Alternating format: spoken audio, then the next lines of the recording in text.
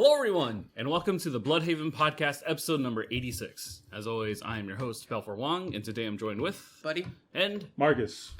So a few announcements before we begin. I just want to remind everyone that next week, on Tuesday, we are launching our brand new Alien RPG show called Stratosphere. You guys will be able to see the first the first episode in the video format for free on our website. However, all subsequent videos will be behind our subscription paywall, so be sure to subscribe to Bluhdhaven.com. That way you guys can keep up with Stratosphere as well as Tucson by Night. We're very excited. I'm very happy that Marcus has become a cast member for that. It's been a lot of fun. This last episode was so interesting. It's gonna be so cool to try to figure out what we're gonna do next, man. Oh my god, I know you guys have put me in such an interesting spot as a storyteller. But another announcement as well for those who watch our content on Twitch. Starting next week, starting on Monday, we are going to be doing a series of sponsored streams for Raid Shadow Legends. If you guys are a frequent listener to the podcast, you know that we always joked about one day getting sponsored by them. Well, that day has come.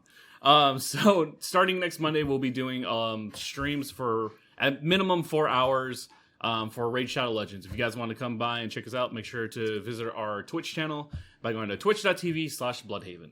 But with that being said, we're going to jump into the podcast. Got a few things to talk about. We actually just got some news that Buddy found out that we can talk about. Oh, yeah. I was Actually, looking through. I'm gonna bring up the thing I wanted to talk about too. Never mind. We're going to go with Marcus. Well, hold on. I gotta bring it up first. All right, never mind. Going back to Buddy. So, yeah, a man arrested for killing Halo and Overwatch voice actress Christiane Louise. She apparently passed away on the 6th of August. God, it's so weird. Like, I get so sad when I just hear murder. Especially when it's a prolific voice that's in, like, the gaming industry, you know?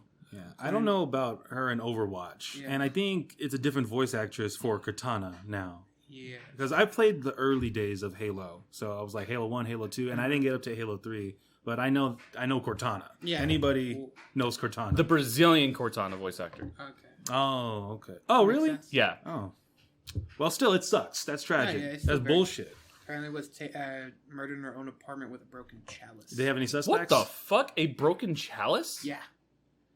They arrested somebody who was in connection with the murder. So well, sketch. So that's all they have so far. We shall see. A broken chalice? Can you imagine dying that way? A chalice is what again? Like a cup? It's like a cup. Is it like a really hard cup? Well, like it could be. I mean, typically a chalice is like it's like a thicker wine glass. Oh yeah. So like, can you imagine like either? I mean, was it like blunt force trauma, or was she stabbed with it? It just says, according to police, she was murdered in an apartment with a broken chalice. Broken chalice. Allegedly cut the Brazilian voice actress's leg and her throat before hiding her body. Oh, fuck. Yikes. Yeah. Coming out hard on this podcast. Yeah, no shit. Fucking... That's horrifying. This is going to be a murder mystery podcast before this is over. Right? God. All right, guys, everyone start looking at favorite murder. Actually, no, I figured out what it is. So I found out so on TikTok, there's a TikTok channel that I follow, Tex and John, and I just want to reach out because the homie's dad, who was a staple in many of his TikToks, had just passed away. From what I gathered from the comments alone, it was a mixture of COVID and pneumonia. Very unfortunate. He was hilarious. You will be missed, man. Yeah. And if you see this, just know we feel for you.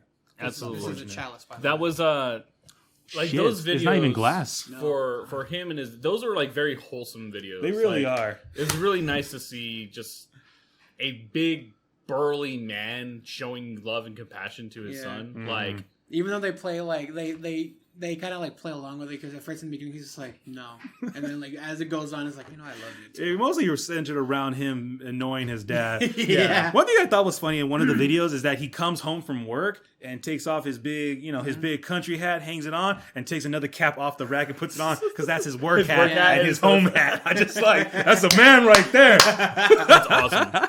Somewhere out in the world that someone's dad. Someone can relate to that shit.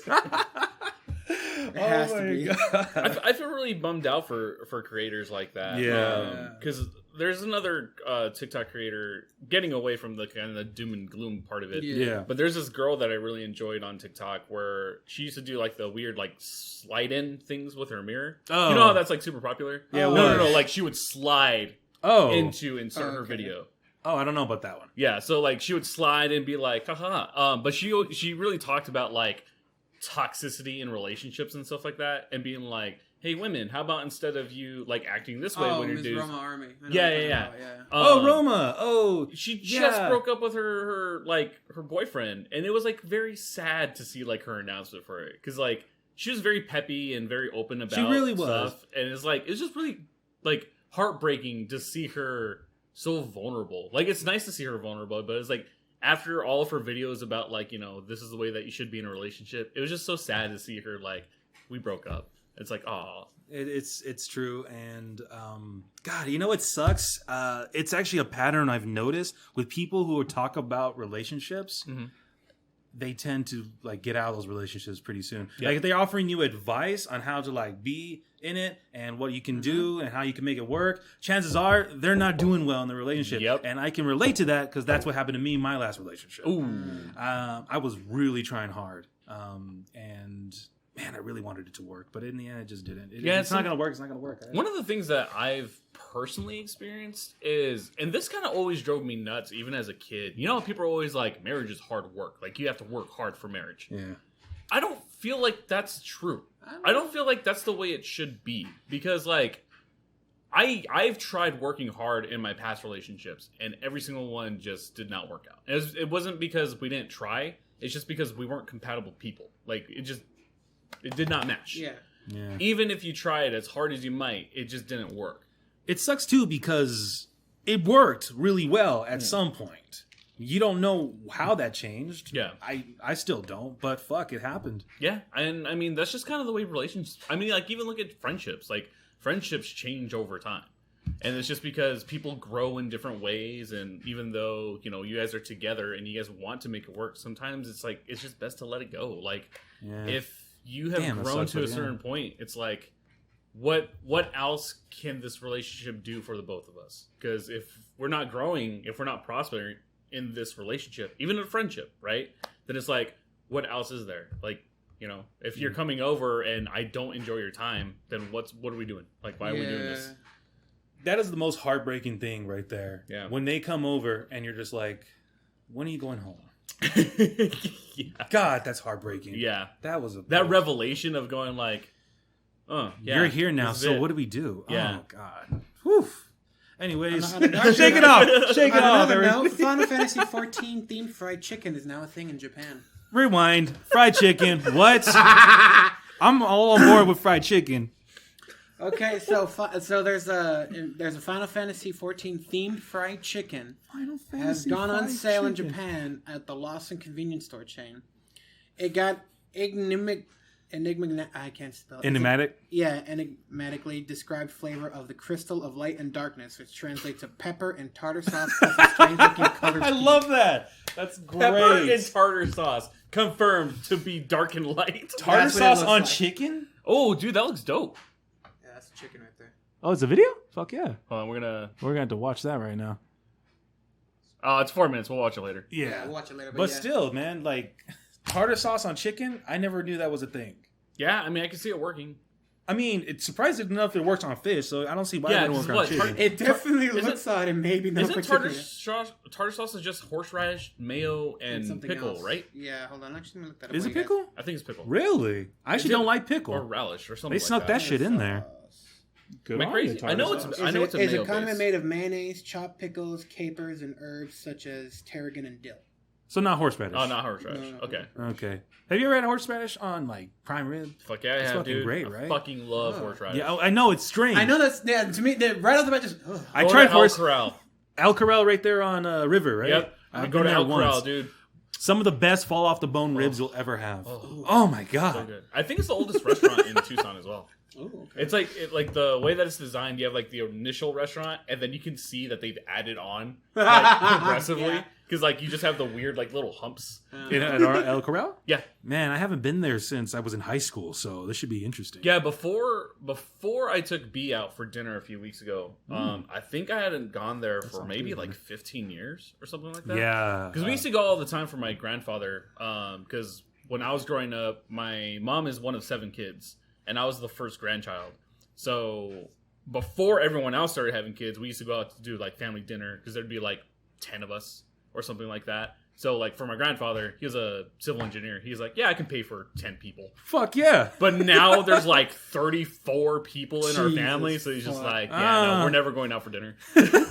That's actually really fucking cool. No, I gotta check it out. I haven't had I remember them having the best ribs in town. Fuck yeah, dude. And I've been to many places that had many ribs since then. This is all Tucson, by the way. Yes. So, you may have better ribs in your places for all I know, but I'm not there, so shut up. 1 second. I want to, before I forget about it, are you wearing a Foo Fighters shirt? Fuck yeah, I am, dude. Fucking awesome. So, Foo Fighters. Foo Fighters. Foo Fighters. Everyone knows I'm the biggest Foo Fighter fan, like, of all time.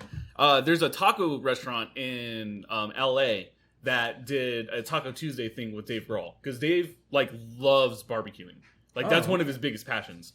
So he took his barbecue stuff down to this taco restaurant and made like pulled pork, like all kinds of different meats for them. Sexy. And they did a promotional thing, and my mom got me one of these shirts because I'm like the biggest fan ever. So I was like, "Fuck yeah!" So my shirt is literally Dave Grohl with a taco, And that's the only way I knew was Foo Fighters, because even in cartoon form, you can tell what Dave Grohl's face looks like. It's kind of like Wedo Canelo's little cartoon he has on all over his signs now. Yeah. Dude, I was there. I used to work at Widows, and I was there really? when they introduced the little guy. It was That's hilarious, fucking dude. You know, my aunt used to go to Weddles all the time to the point where she knows him personally. Yeah. And like he's like such a nicest dude. Oh, he is. He actually, I'm gonna name drop right now. My best friend is his son. We met in high school. We went to the same high school together. And I was the last one to find out it was Dave. It was not Dave. Oh. It was Wedo Canelo's son. And I approached him like this in high school. I was like, "Hey, are you Wedo's son?" He's like, "Yeah, bro. Like, everyone knows now." I'm like, "Oh, cool." Anyways, help me with this math problem. I love that though. I love like when you meet people and it's not a big deal, like with their connection, right? Like that was the way that I met Drake. We had him on the podcast a while ago. But it was like we were just at Disneyland, and I was like, "Hey, you're the guy."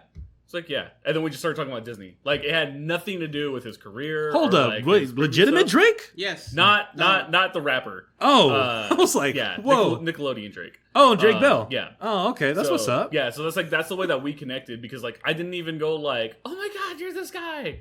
I was just like, "Oh, you're the guy." Disney, and then we just felt like we became friends for our love for Disney. That's pretty cool. Really? Nickelodeon guy loved Disney? Yeah. Oh, man, that's... Oh yeah, dude, he's a huge traitor! Disney fanatic. And so much. Huge Disney fanatic. His house literally has like memorabilia of Disneyland everywhere. He has this sign that's actually like it's his name, and it's like all the original pieces from like Autopia, Peter Pan, like pieces from the ride that he bought and then just made his name in it. It's like he's super hardcore. There's a comedian here in Tucson. Actually, I'm pretty sure he goes many places, but his name is Drake Bell.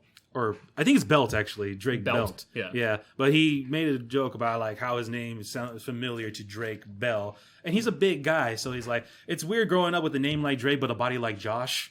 And I'm like, that's a great opener. That's awesome. Drake Belt, there you go, man. You got mentioned. Good little plug.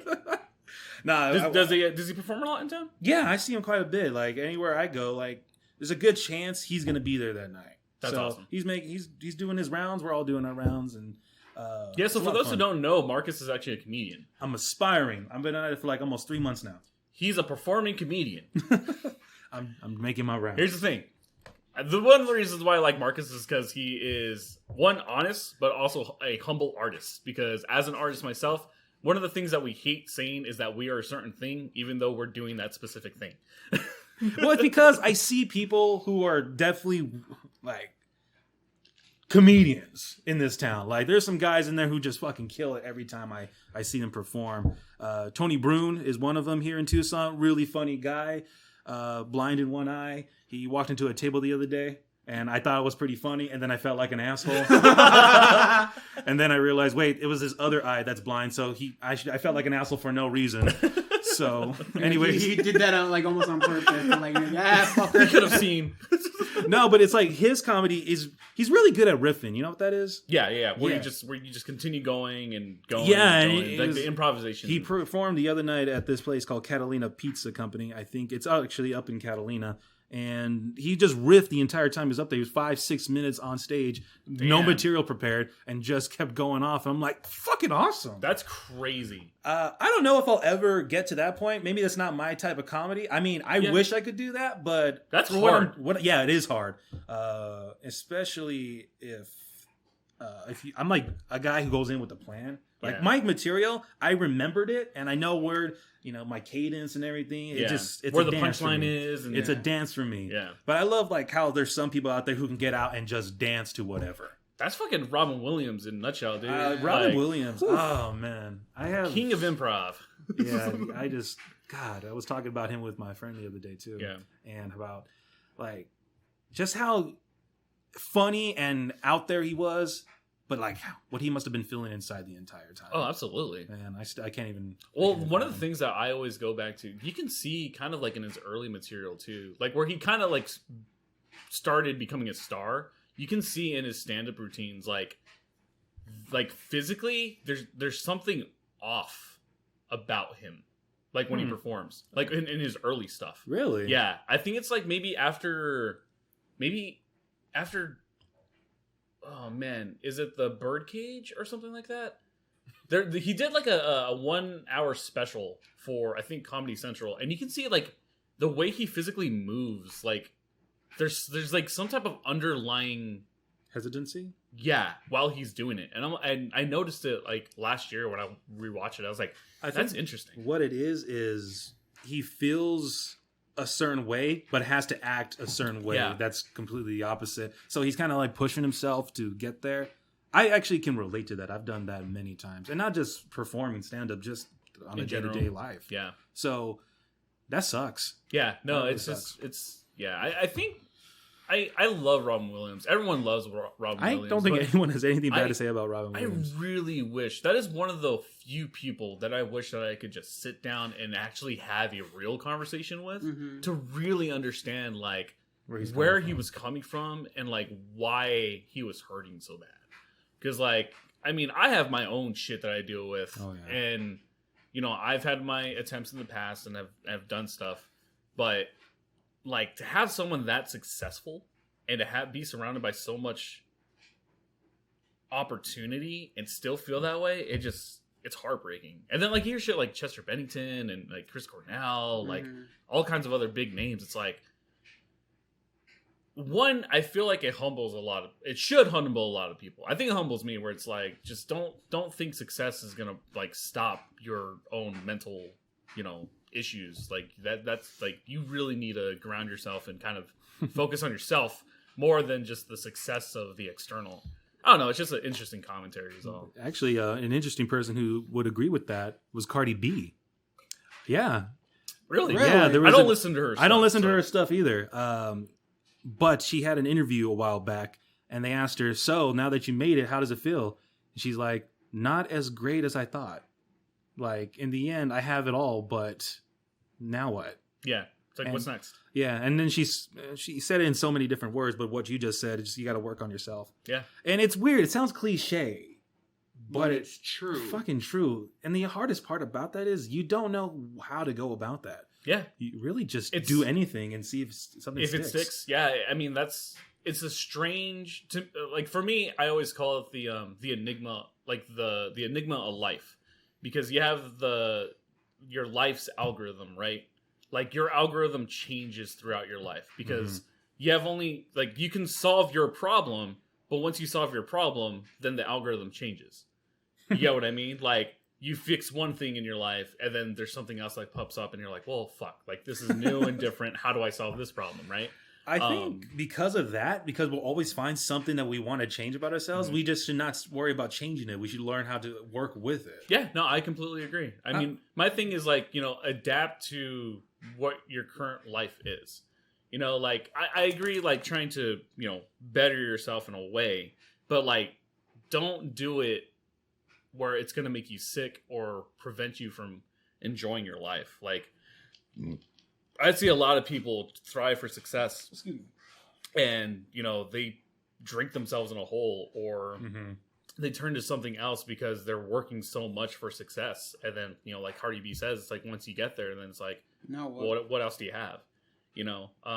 One of my favorite scenes in, Bohemian Rhapsody is when Freddie like stops talking to the band and like he goes to his house and there's like a giant party of cocaine and his producer's there and like he has that like realization of like, fuck all these people. Like, yeah, he has money and there's so many people around him, but it's like they don't really care about him. So it's like focus your energy around people that want the best for you and kind of keep you grounded, because once you get to that point, it's like you have two options. You're either an asshole and depressed but don't show it, or you're humble and you're like the Backstreet Boys. Okay. I didn't expect that one. I wasn't expecting that either. Hey, I need to take a quick call real quick, okay? So yeah, do what you gotta do.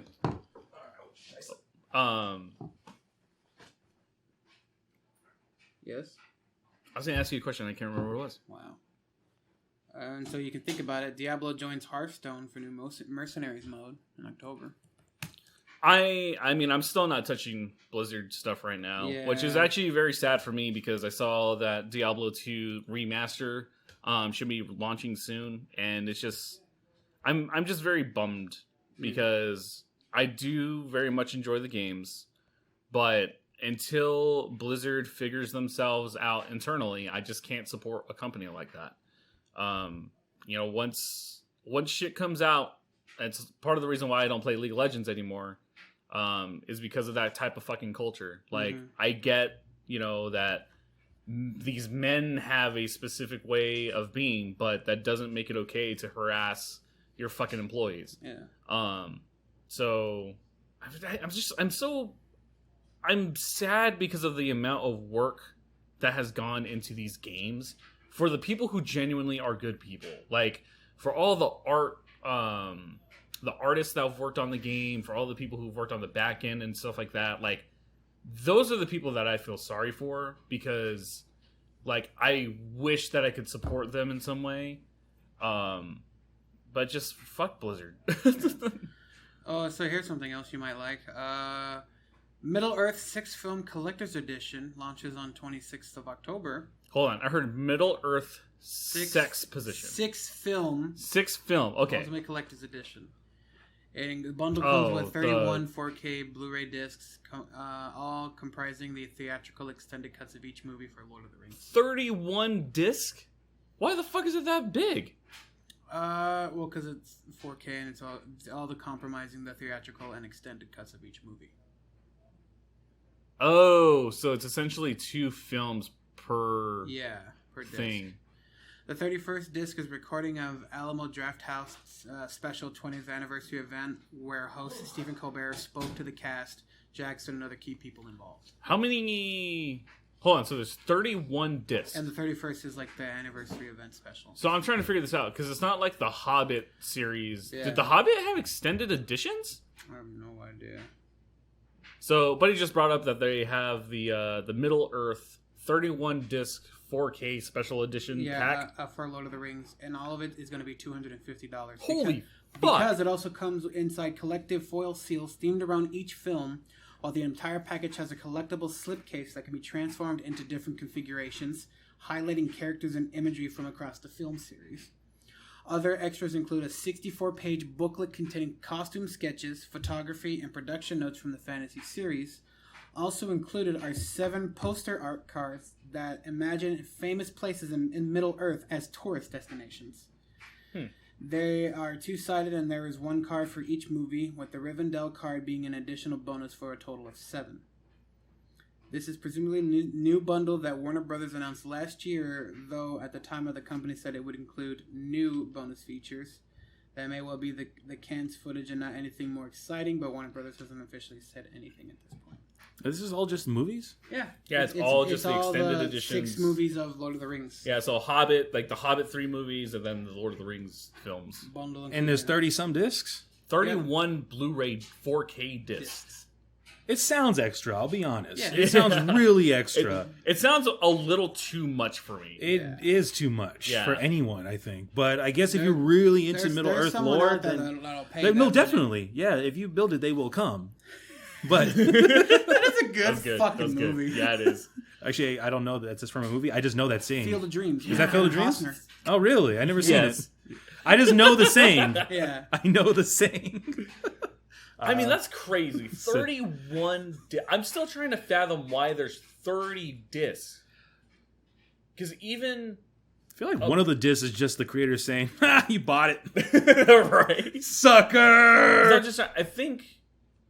Because I'm pretty sure you can buy all of them right now in 4K Blu-ray. Yeah. But will it be the collector's edition? And will it come with traveling cards from Middle Earth? And will it be extra, Balfour? Will it be extra? But I'm just... What's driving me yeah. nuts is the 30 disc. That is a lot of discs. That's a lot of content. It's a lot of So I'm just trying to think, like, if you have the extended edition of, just the regular Lord of the Rings, right? The Fellowship of the Ring. Yeah. You wouldn't need 2 discs for that movie. There's only 6 movies, so why are there 30 discs? Well, I mean, how much bonus material could there possibly be for maybe- one film yeah. series? And even with discs nowadays, it's more of just like, especially with extended cuts, depending on how extended it is, you may need that extra disc. Like what GameCube did with Resident Evil 4 kind of thing. Yeah. Well, Or because they put Final on Fantasy 2 VII on the Or- PlayStation. Yeah, or that. Hell, Metal Gear Solid 1 on the PS1. Oh, yeah, the PS1, yeah. Yeah. You play Metal Gear Solid 4, right? Yeah. Remember Yeah. this? Remember the reference they made to Metal Gear Solid 1? That's because what happened was, in Metal Gear Solid 1, when you go down like this flight of stairs, that's when it tells you to change to discs 2. So in Metal Gear Solid 4, when you revisit Shadow Moses, you go down those same stairs, and Yeah. Otacon calls you, asks, "Hey, Snake, you need to change your game." "Oh wait, never mind, we're on PS3. Yeah. We're up the." And then your Snake's got all forgot mad. about "Damn it, that." Otacon! Great. Kids today have it easy. Oh my god, I love God. how self-aware Metal Gear could be at times. Oh, It's hell so yeah. great. Hell yeah. And, like, there's just small Easter eggs throughout the entire series is so fucking good. Yeah, Yeah. man. Oh my god, I think Metal Gear Solid 3 is definitely my favorite. I've I played it, and it was awesome. I love Metal Gear Solid 3. Yeah, man. And I always thought the first one, but nah, 3. Yeah, 3 3's fucking awesome. Mwah. It reminded me of Goddamn snakes. Yeah, it reminded me of Ghost Recon Wildlands, where they bring in Sam Fisher as a cameo that actually voiced Michael I was Ironside. so excited, but equally as angry. Yeah, and then they made a reference to Snake. It's like there's because it's like you're the last one left. It's like no, there's this other guy with a bandana, and he seems pretty cool. It's like yeah, he retired. Oh yeah, so I it's saw just- that video. I was like, so it's just me. He looks so fucking sad. I'm like, I want to hold you. I was was really excited sad. because like when that happened, I was like, they have him voicing Yeah. another one, another fucking Splinter No. Cell. Let's go. Nope, absolutely not. Which makes me angry. Sad So day. wait, I actually haven't played the Splinter Cell series. Oh, they're so I good, own dude. the copy of on Xbox, the first yeah, game, the OG one. and I haven't played it yet. I recommend it. Recommend They it. are. If you like stealth games, it is one of the best stealth games Yeah. out there. I had Really? that, Yeah. Is it even more stealthy than Metal Gear? Yes. Yes. Because it's not as actiony as Metal Gear. Like you know how like even though like it's very stealthy, like you can have instances where like you're actually like You in can a go loud. gunfight and This stuff one like you that. cannot go This loud. one, if you try to go all out, like you'll die like instantly. Like it's okay. really all So it about, really rewards you for being stealthy. Yeah. Okay. Like what really impressed me about the first Splinter Cell game was that it was one of the first games where like noise was a mechanic. Factor, yeah. Like how quick you moved will alert somebody in the distance. Like it was really they used the sound mechanic in a way that I have never experienced Especially it before. when like you wanted to like go into a place that was well lit and you wanted to shoot out a light. You hear something in the background. It's like, what the hell was that? Yeah, or like you actually had like little balls that you can throw, and then like they would have like microphones in it, and then you can be like woohoo, and like it would actually Fuck it, really? Yeah. that sounds like fun. Yeah. No, that I gotta game try it out was then. really, really impressive. Yeah.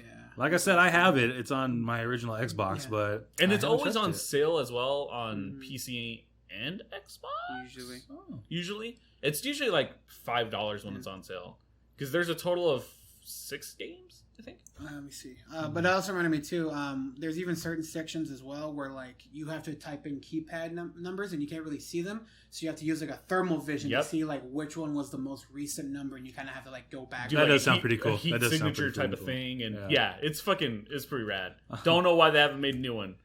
Because people are leaning more towards first-person shooters, multiplayer shit these Well, days. that and it's the whole like people are more playing like the active world type of games. You mean like like Destiny Minecraft? and Oh. stuff like that, where it's like the game constantly has updates, like Fortnite and Yeah, stuff like that. basically feeding into the monster that is Yeah. what is becoming They the have gaming industry, 7 unfortunately. 7 games in total. 7 games? Seven Because you have Splinter Cell, Pandora Tomorrow, yeah. Chaos Theory, Essentials, Double Double Agent. Agent, Conviction, and Blacklist. Conviction's so fucking good. Conviction is the end of Sam Fisher's Yeah, I'm sorry. series, Yeah, but it's so fucking good. Double Agent was a lot of fun.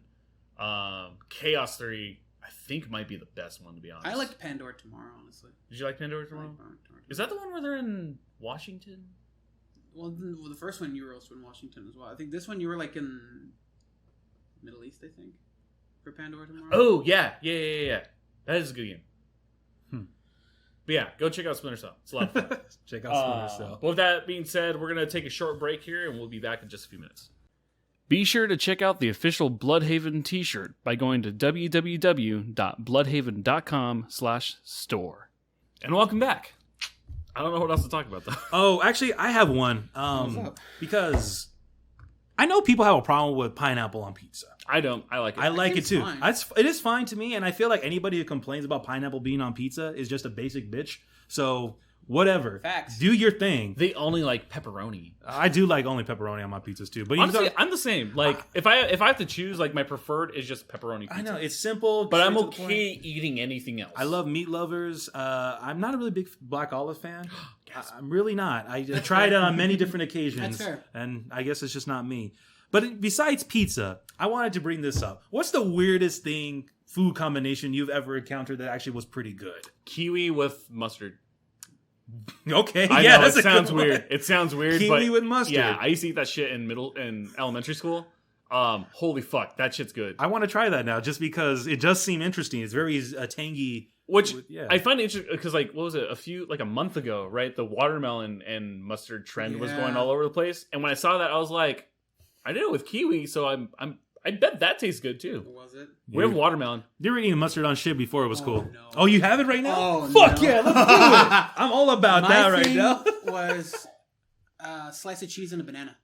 Like you wrap the cheese around the banana. I like got like that a from, like a sandwich cheese, like a Yeah. Oh, really? Yeah, I got it from a fucking episode of Mr. Rogers, and I was like, "This looks fucking disgusting." I ate it, and I was like, "That's actually not fucking bad." Huh. You could use it like I understand the kiwi mustard thing. The banana with the cheese, I'll try it. yeah, it's fair. I will try it. I mean, they showed like it was probably like a craft single or something usually, but I was like, I tried it with different cheeses, and it still came out fine. All right, here's mine though, and I think this one's gonna. We're not competing, but I No, think this one's please, gonna win. let's hear it. Are you ready for this one, Bal? Yeah, go. Carne asada and brownies. I can see that working. What? I can see that working. It's got to be the spicy carne asada too, because that's how I tried it. So because that's like a spicy brownie. I've never really had a spicy brownie, but it was weird. So it was like we were at a party, right? And they had, they make carne asada, and they had like little snacks and everything. I don't know how we ended up trying them together, but we did. And I think it was like, hey, try this. It's a dare. And I tried it. It was delicious. Oh my God. It's like you got the best of both worlds. Write down And then notes here really comes quick. Mexico with the spice.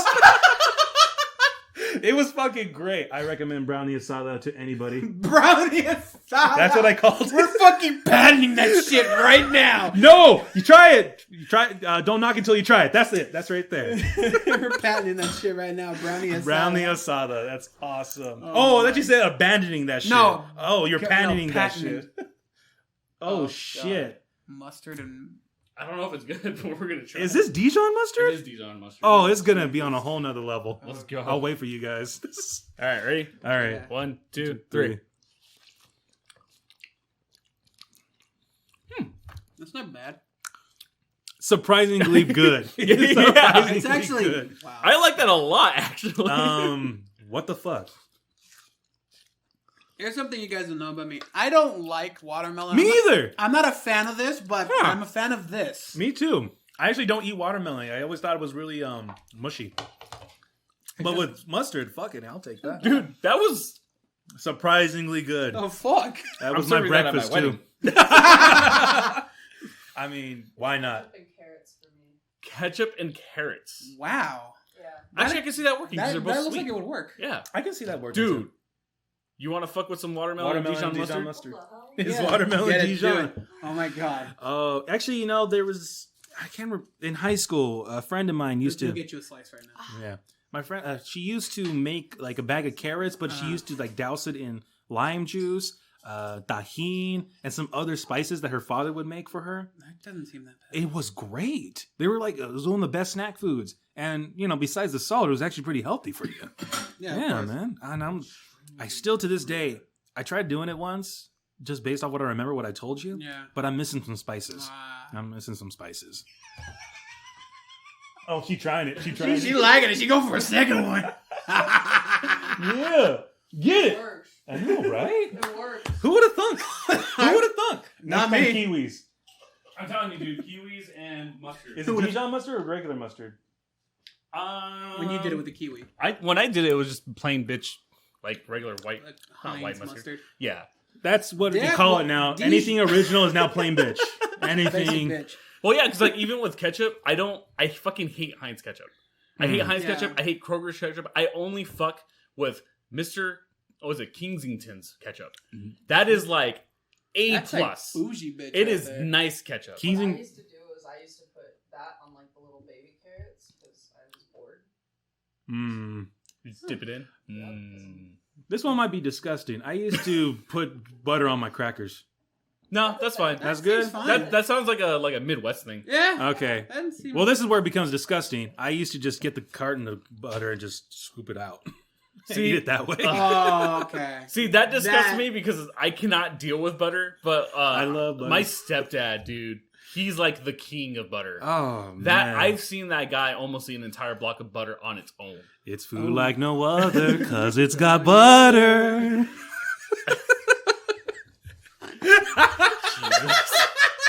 Yo, no, it's a joke between me and my bro. There's this Minecraft video where they made a butter mod, and the guy's literally going around playing with his girlfriend, and he's just like fucking her house up by putting butter everywhere. He's like, it's a home like no other because it's got butter. That's awesome. And she's like, stop it! And he's throwing her pull butter pool. That's fucking great. He's actually a pretty famous Minecraft what YouTuber. YouTuber? I'm gonna find it right now. You guys talk amongst Oh yourselves. my god. And now I'm just thinking about like all like the combinations. ghetto things I used to eat when I was a kid. Like my nana would make homemade tortillas like all the time. Yeah. So like the only thing I'd have would be like a tortilla and butter. Yeah. think this is I it used right to do here. that or with mayonnaise. fuck and me. stuff. I'm sorry, not butter, margarine. Margarine? Oh god, I hate finally margarine. realized the difference between butter and margarine. The And taste? yeah. Is I it didn't ti- notice the difference until one time I It's how bought long you butter stay on for the the fuck toilet. of it and put it on my toast. I'm like, oh my god, I can taste Oh, this. oh my god, there's flavor. Oh my! So I made butter toast for me, and then margarine toast for my mom. Mm-hmm. That butter fucking just melts right into that bread. That margarine stays on It's there. top. It'll It's be just there oily. like long after the meteors crash everything on Earth, and There's we're gonna all be- dead. There's gonna be two things that survive: Cockroaches and margarine. It's funny you mention that because I remember like the whole, like sometimes like down the south side you always have like those fucking like ice cream vans and all that. Yeah. We had one down there when I used to work at the VFW, and I got a fucking like wobbly ass like Sonic popsicle, yeah. And I like took The a couple, gumball eyes are the all gumball's fucked up. eyes are like, "Grr," and so I dropped that shit on the fucking asphalt because it just melted off the thing, right? That fucker stayed there for like 6.5 hours. It did not melt. That We sounds had to go about out right. there with gross. buckets of water to get that shit out. Oh god! At least when butter melts, it's like water. But when margarine attempts It's to just- melt, it's it's all just- clumpy. Yeah, it's clumpy. It's oily. It's Like gross. me after Oh, by the way, Saturday. that Minecrafter, his Sky does everything. Oh, Sky does everything. Sky does everything. And he just look it up. Sky does everything. It's his more butter video. That's the one we refer to because it's hilarious. That's the one where he's fucking with his girlfriend. It's just, I I'll love have to it. check it out. It is almost 10 years old. Today. Damn. Yeah. Yeah, I know, and it's crazy because I was kind of going through like the old YouTube videos I used to watch. Everything I used to watch is like 9-10 years old. Yeah. It's wild to me. But it's that's where it was YouTube's golden years at that point. No, it was. I was talking to they have a friend named Kenna, and she and I were kind of talking about it. Where it's like YouTube used to be such a great platform for creators, and now it's just so jacked up. Is it really? Yeah, in terms of like being a creator and being like, because think about like the highlight of back in like 2010, 2011, right? Like creators like Matthias, Markiplier, even like Felicia Day, and like all of them, like they were able to create some really fun and enjoyable content. And like now it's more of like repurposed and like meme type of culture now than anything else. And it's disheartening, especially the way that YouTube treats its creators now. So like a good example is like Philip DeFranco, right? Mm-hmm. Like he's been on the platform for fucking years. Oh, yeah. But anytime he posts a video, immediately gets flagged. But then you have creators like fucking Jake Paul and like all these really shitty people, really shitty creators, who are getting like millions of views and don't get flagged on their content like at all. And it's like, What could be the reason for that? so my biggest suspicion is Revenue. because they bring in so much fucking money to the platform.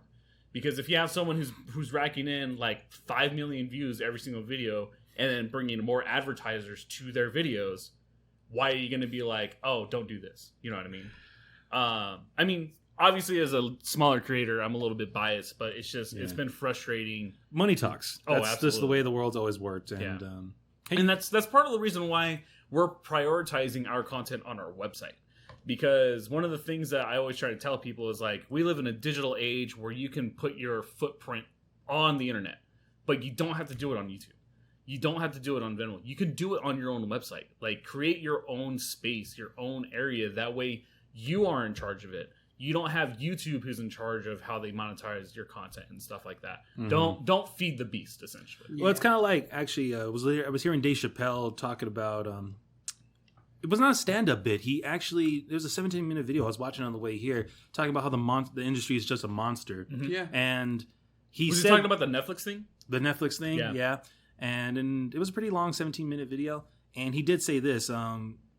He wanted to do Chappelle's show again. He says he's been contemplating it, and people are like, well, just don't do it with Comedy Central. Do it with somebody else. He's like, yeah, but I see that as why would like a slave leave one plantation to go to another plantation because the owner might be slightly nicer. Yeah.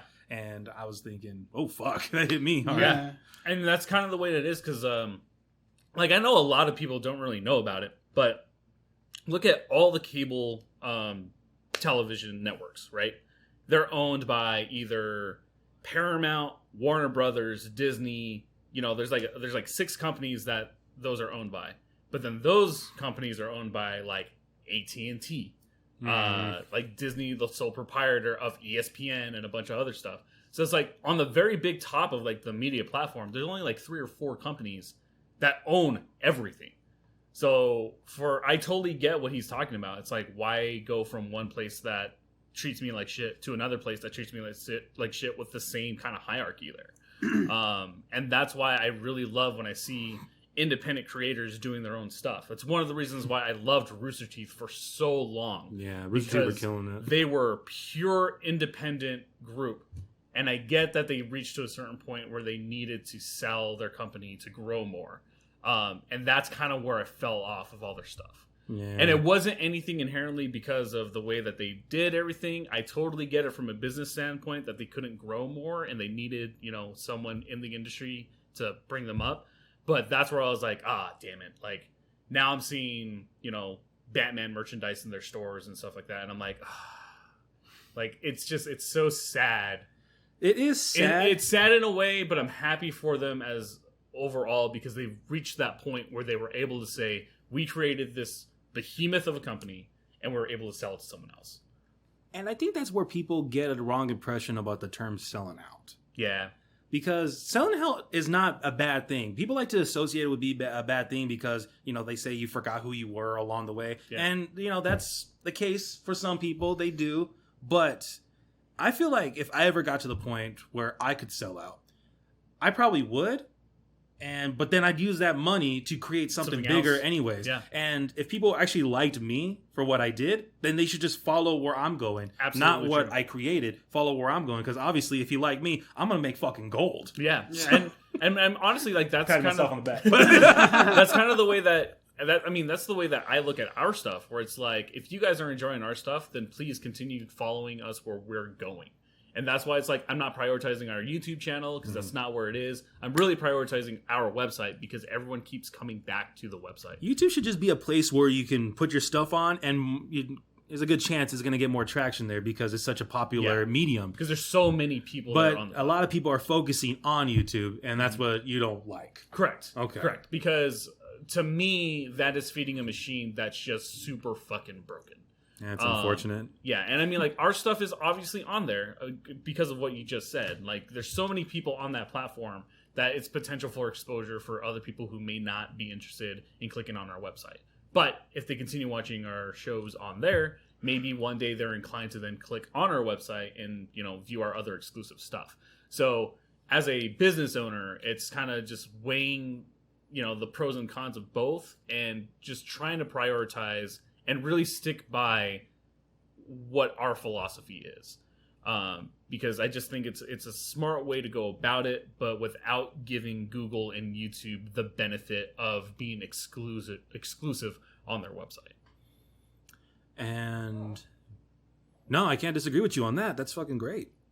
But circling back to the whole selling out thing, I think a lot of people don't understand as well. When you create a business, you want to be able to sell out. Because obviously it's a good fucking business. Yeah, you want, that should be your end goal as a business owner, to be able to sell it off to somebody else eventually. Because if you're the sole owner for ever, once you die, what's going to happen to your company? Yeah. Well, at the end, it's like, when you sell out, you're selling something you created, but you're not selling yourself. Right. At least you shouldn't sell yourself. Like I said, there are some people who do lose themselves along the way.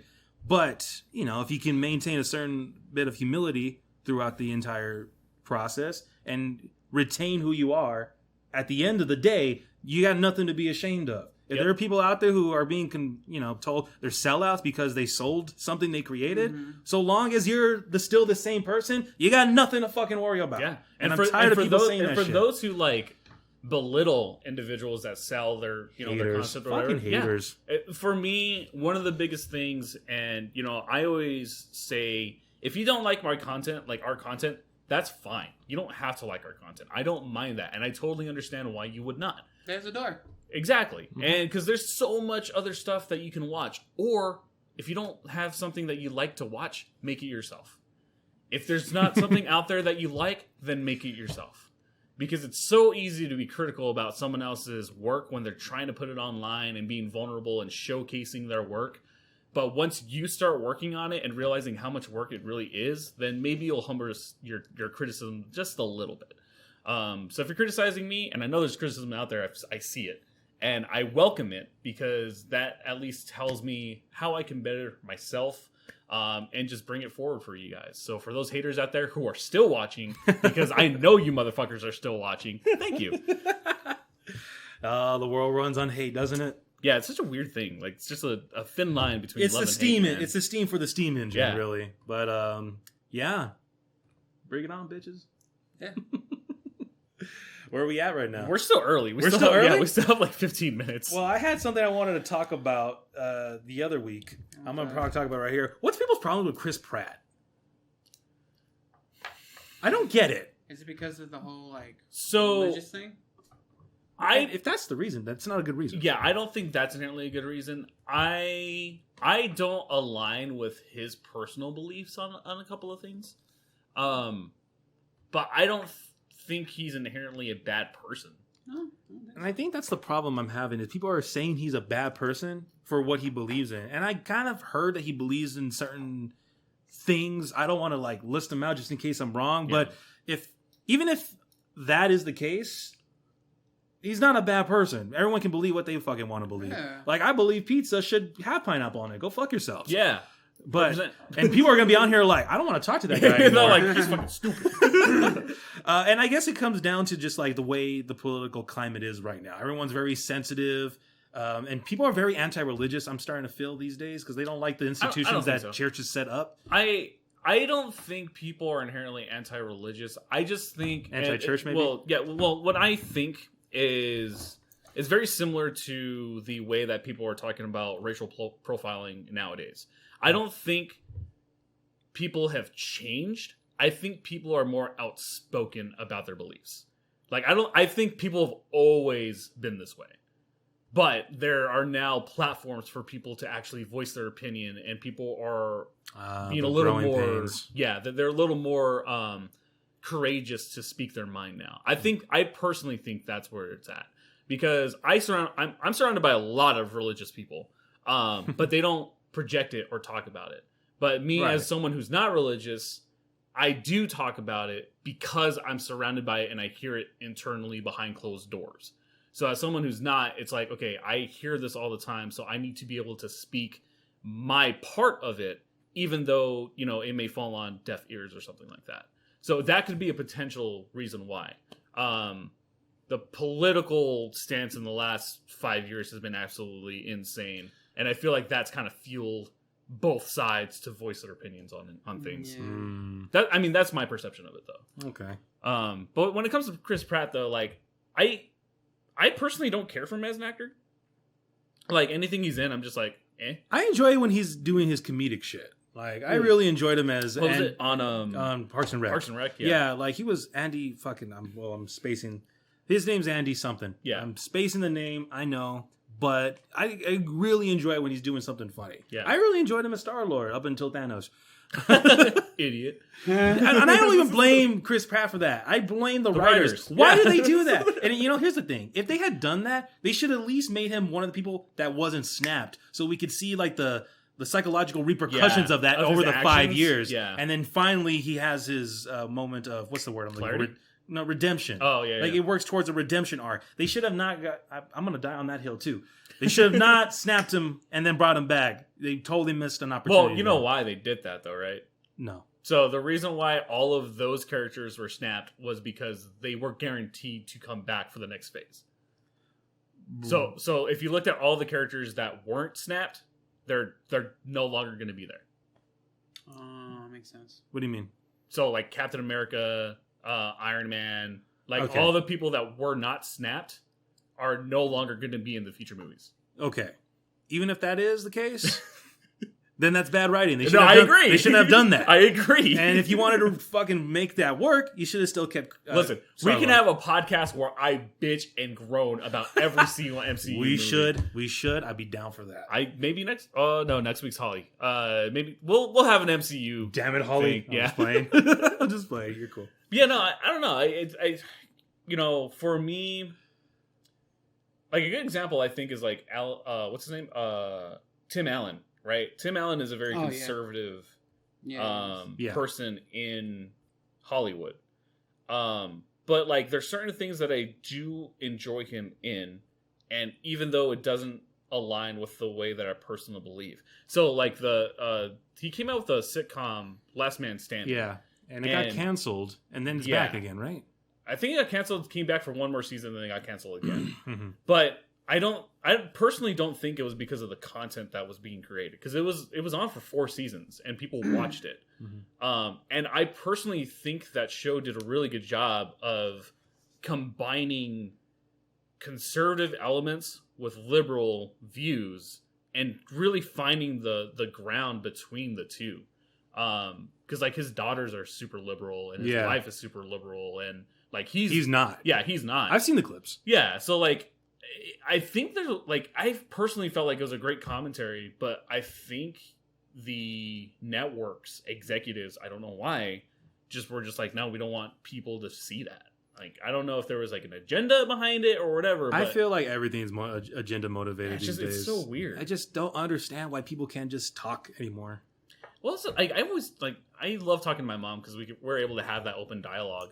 And it's true. It's like, even like when I talk to my family, it's like, this is law. It's like, yeah, but what about this?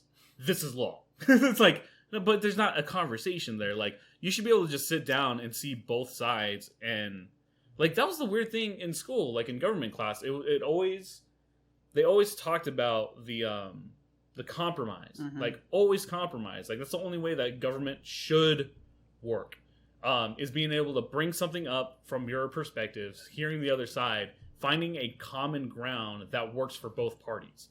Like, I don't understand why that's lost, and I feel like that's an art at this point. I told this to a guy where I think I was at a bar the other day, and we just started talking, and this topic came up, and I said it's because we're at a point where no one wants to be 50% right.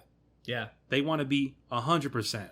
It's like their egos are in the way. Yeah, and it's ridiculous, and nothing's getting done, and this is why we're in the fucking boat we're in. Yeah, that's true. Yeah, I mean, that's one of the things that I'm happy as an adult that I'm okay with. Like, I welcome being wrong. I welcome messing up and learning, because that just means the next time I do something, I have the ability to create that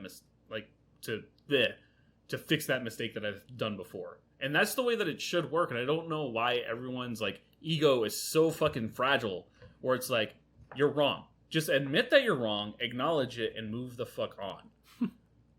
And being someone who actually has a fragile ego, shut the fuck up. I can say that. We're all sensitive here. You gotta power through that shit, man. Yourself, bitch. I'm just kidding. I'm joking. I'm like the most sensitive out of both of them here. Oh man. Look at him. See? What are you gonna do? Dock my pay? Wait, hold up. You guys are getting paid?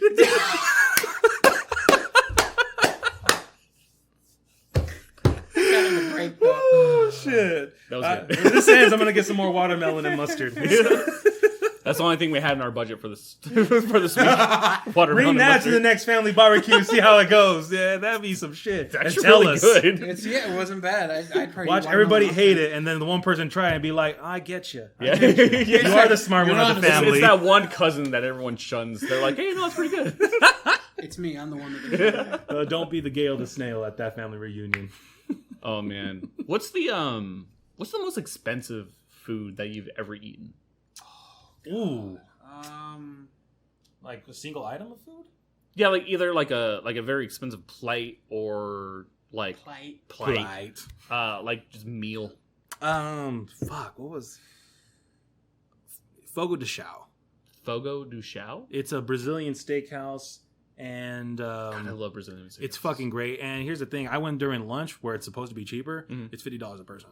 Holy shit! But how they do it is crazy. They bring out the steak on a skewer. Oh yeah, and they just cut it right off. And it's different kinds of steak, like some lemon zested steak, a garlic steak, normal steak, prime rib sometimes. And then they actually have a bar where it has like a shit ton of bacon, and the bacon is fucking bomb. I went to the one in Vegas. They have one in Phoenix. That's worth $50. It's definitely worth $50. But I can only imagine what the dinner one looks like. Dude, for real. It must be like $75. It's pricey, but holy crap. Go hungry. Leave happy. That's the true Applebee's right there. That sounds about right. What about you, buddy? Oh my fucking god. I'm trying to thinking. Shit. I probably like something. Probably something from Claim Jumpers, I think. And they just had, I haven't been Claim Jumper in forever. I went to Claim Jumper for my fucking senior prom. I think it was like I had like a fucking big fat like juicy New York strip with like a cookies and cream milkshake. Oh, dude, that sounds bomb right It was now. fucking delicious. It's the steaks. The steaks are the definitely. Yeah.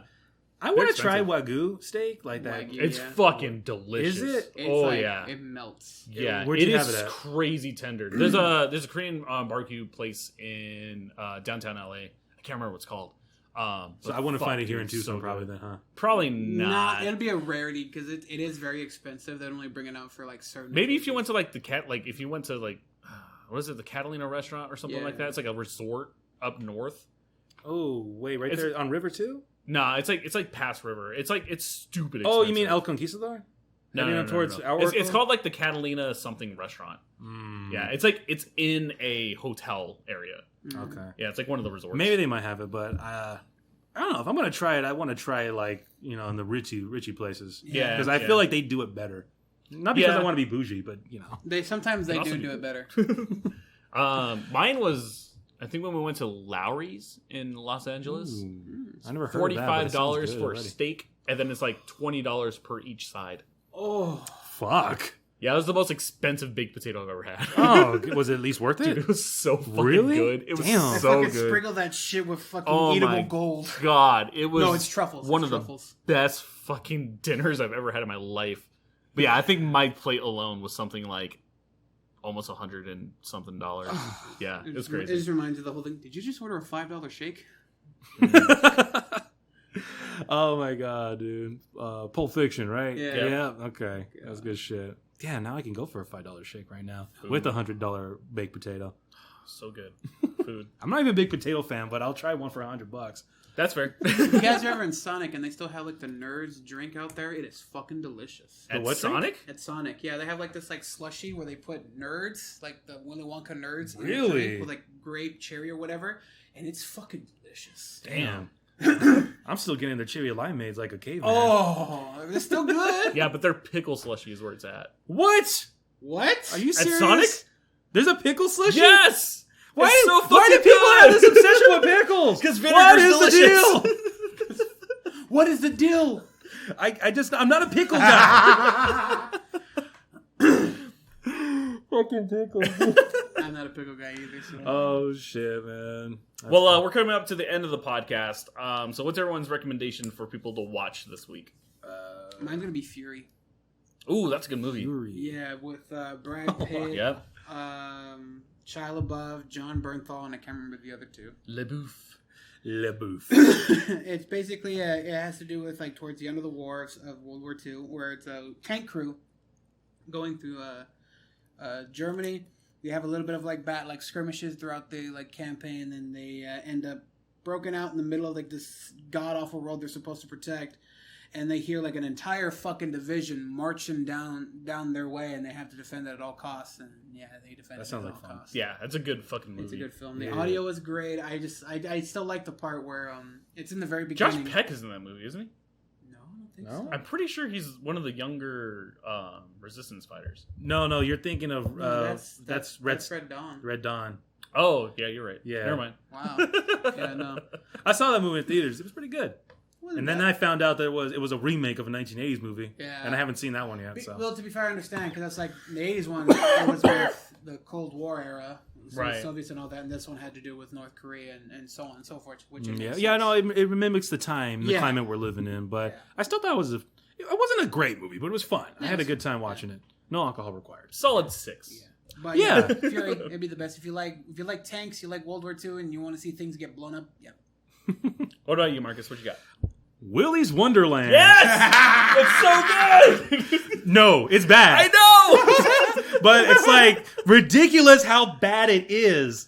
Brother, let me just tell you, the degreaser though. The degreaser. Wait, hold The on. Remind degreaser. me real quick. That little fucking like spray bottle that he uses, it literally just says degreaser that he uses for Everything. I didn't even pick up on that detail, but you're right. He did use that for. I just love him because he's just like, Yeah, he's too into that pinball the game. pinball machine. Way He's too into sticking it. his dick in that pinball machine. There is some sexual suggestion there, and it doesn't surprise me because it's Nicolas His Cage. only voice line in that is when he's playing. He just goes, "Oh."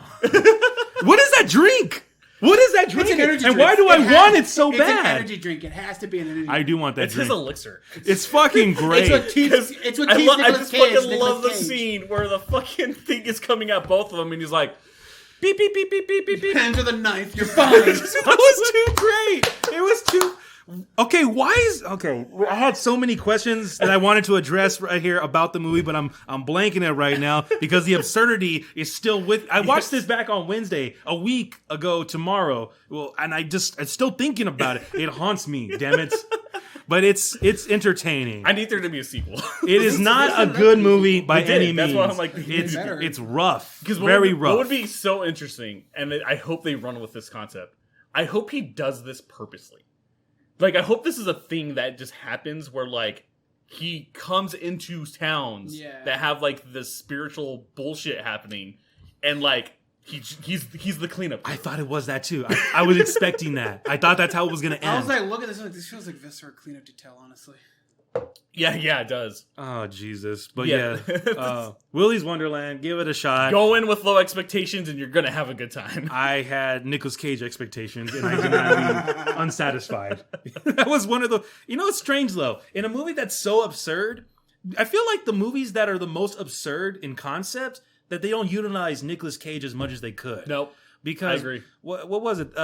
Ghost Rider was another one. You know, it's absurd just what he can do. As the character, but Nicolas Cage I feel was very underutilized. Well, that's why they doubled down on it in the second one.